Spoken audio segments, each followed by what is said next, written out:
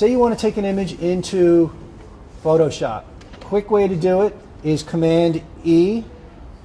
If it's set up the way I showed you before, you get an import dialog like this, and I usually recommend editing a copy with Lightroom adjustments because you don't want to work on the original. And you go to Edit.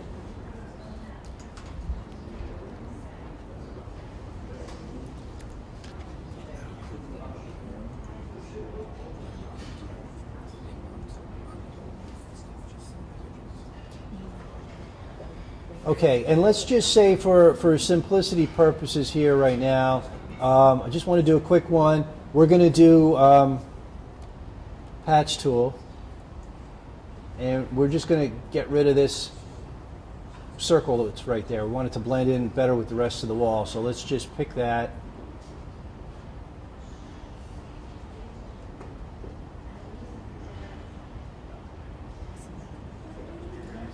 That's close enough.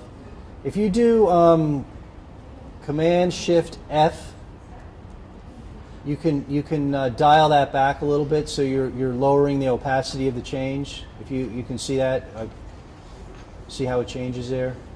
Just hide it a little bit. Hopefully it'll blend in a little bit better. You'll say OK, and then Command D to get rid of that. So now we're ready to go back to Lightroom.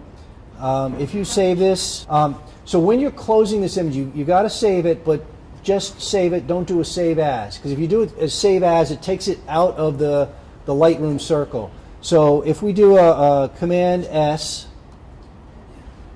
and I'll close that image, and then we go back to Lightroom, you can see it comes back in, and you can see it's been corrected here.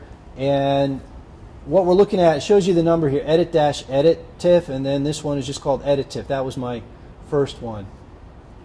So that's how it comes back in. So let me, I'm going to delete this. And the other way to get to Photoshop is if you right-click on the image, that's one way. Or if you go to Photo and then go to Edit In, that's the other way to get this menu. And top one is Edit in Photoshop, whatever current version you have set up. So that's the way to get into there.